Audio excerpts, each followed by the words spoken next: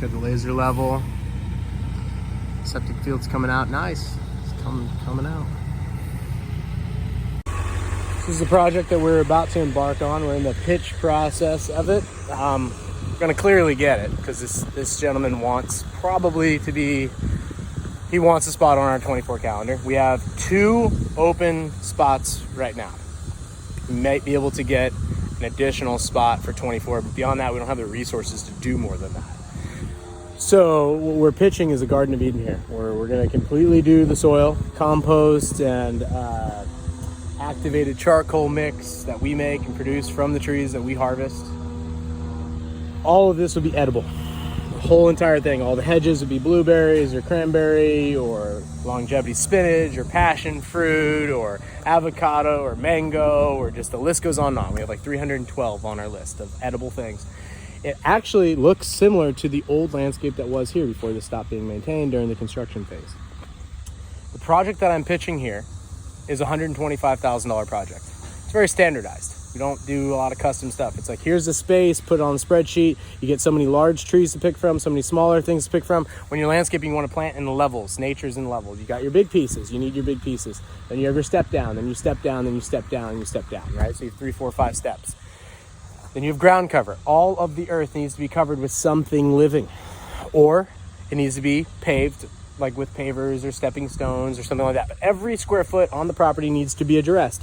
This over here is property or square footage that has not been addressed. This is an 1.5 acre property, acre and a third, minus the 5,000 square foot house with a 2,500 square foot blueprint on the down because it's topical. It's got a secondary story.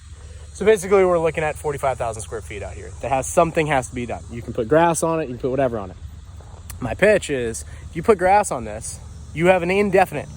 The duration of the bond is indefinite of your lawn service.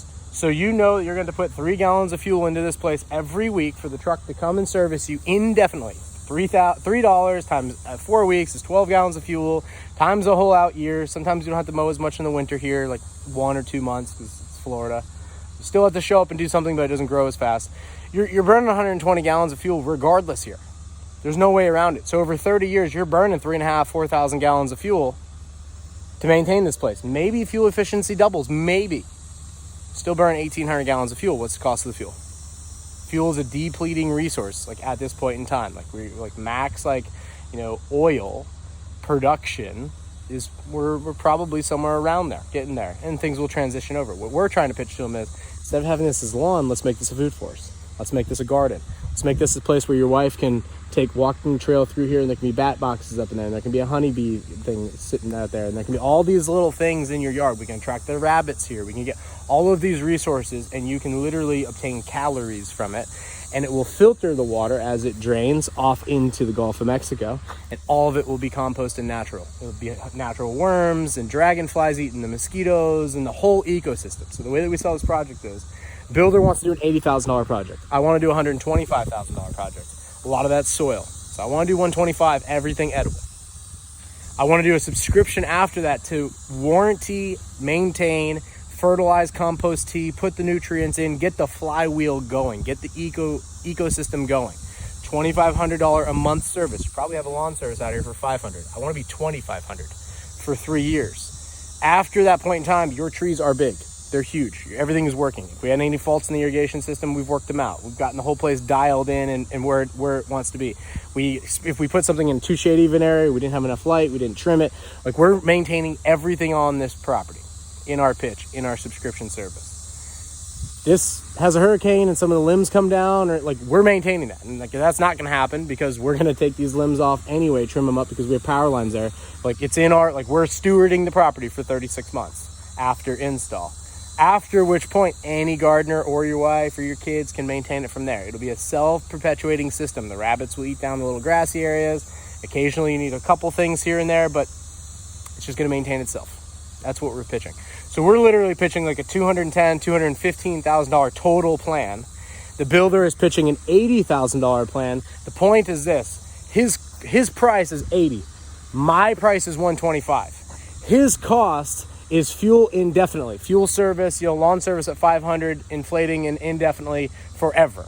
Mine is a subscription basically a price maxing you out at the 200K level, and then you can maintain it with half the cost of a regular lawn service forever and obtain your food and calories from it, and it's environmental, and it's going to filter for the water, so you're not going to end up with red tide in the back. Like, why would you want a $3 million house and like a stinky red tide not even be able to occupy the place, which has happened 3 times in the last 4 years in this area because of the lawns, mainly cookie cutter houses like this that are putting pesticides, nitrates, they're going off into the bay, and it's causing a huge issue.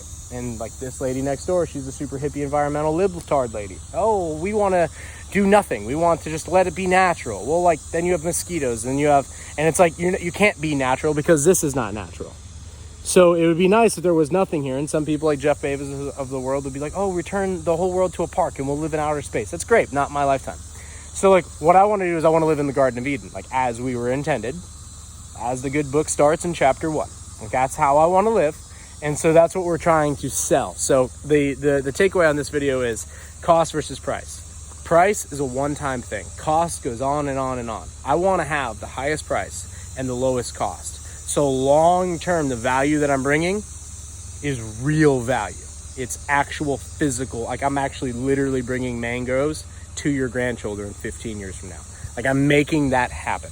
I'm ensuring that beyond my lifetime, the olive trees that we put here that will live for 200 plus years will continue to produce olives. And if your wife gets really into canning them or into making olive oil or like on the small scale, like whatever you have here on an acre and a half can literally provide for you at least some extent of it, which is a much better way to treat a $3 million asset with 10%, less than 10%, 8% of that on the exterior. The builder has 90% of it. The builder in the land purchase, 90% of the cost there. What I'm asking for is the 8 to 10% of it to make the place a paradise, as opposed to spending 6 or 5% of the budget and forever having this tail end cost. So this should be one of our 24s. We'll see how we do in the getting the final commitment and the resources and funds in place. But I feel like this one's probably an 80%, probably going to be a 24.